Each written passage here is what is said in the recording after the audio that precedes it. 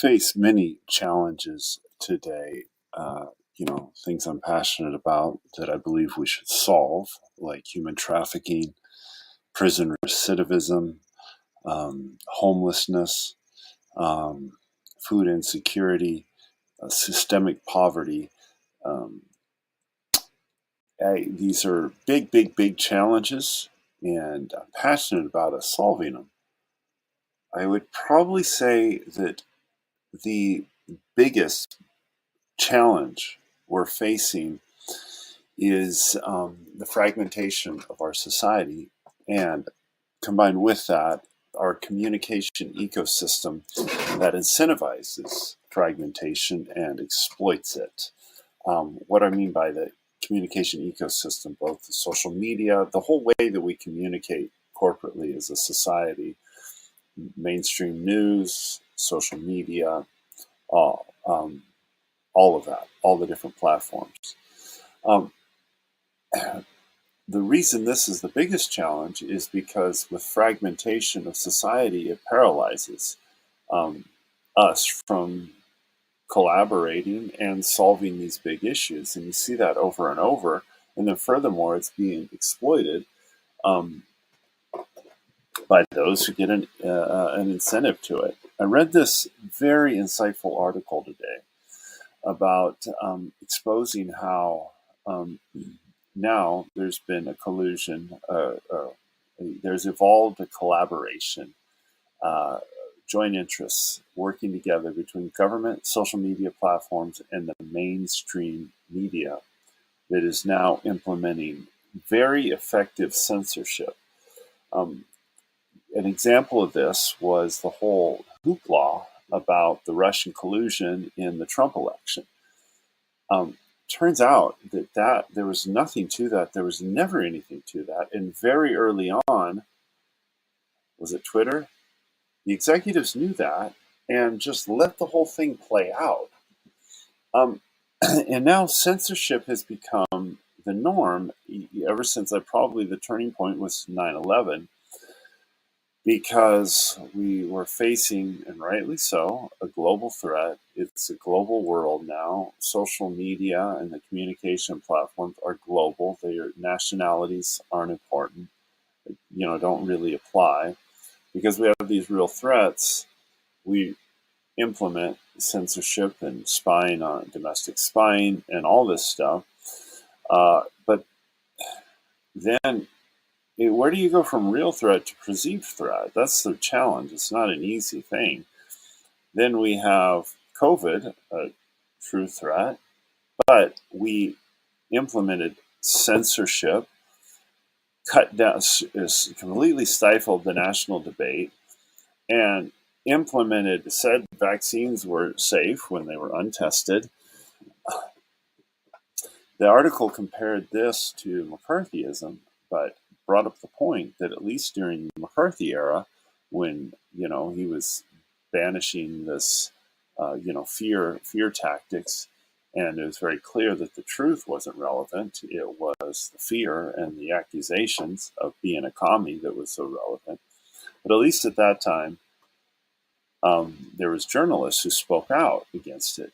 Now we don't really have journalists speaking out against it. See, this is combined with the fragmentation of society. So we don't really even have journalists anymore.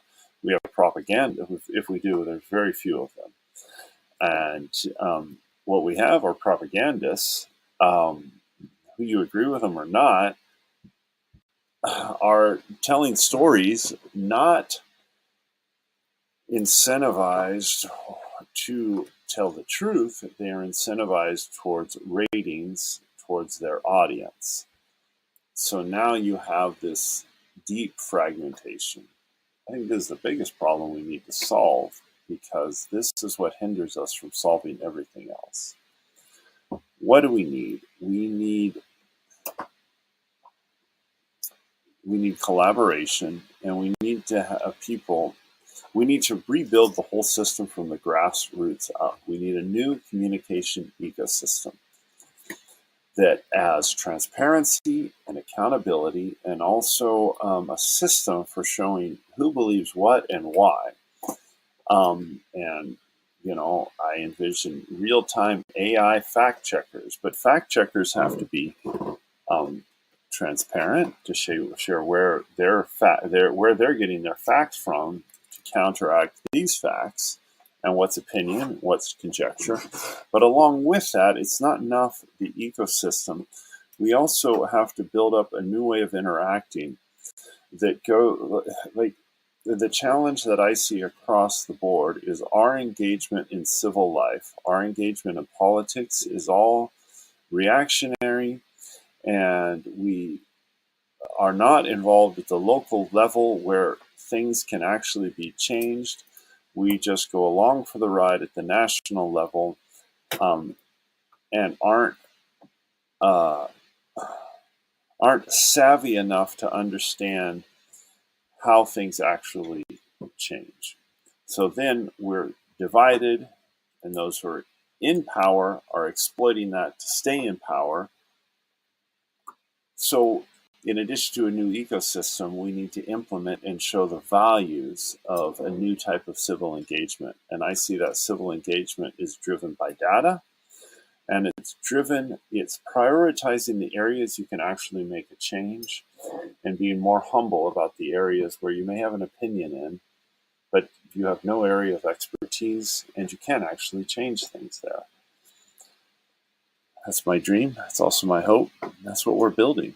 That's all the different businesses and nonprofits that I'm collaborating with. This is what we're building together. A collaborative approach that's not driven by ideology, but it's building a new ideology based upon data, based upon relationships, based upon really moving the needle on the issues we care about, and intentionally reaching out across lines to bring people together and to find common ground. Because in finding common ground, the approach doesn't have to be watering things down. It's a different approach of finding common ground, and it's more analogous to drilling down till you find the bedrock. And if you haven't reached the bedrock, believe in it's still there and keep drilling down.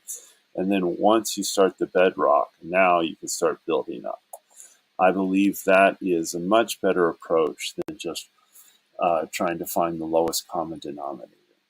Let's drill down until we find what's common and what's human among us, the things that we both hold very passionately and we deeply agree about.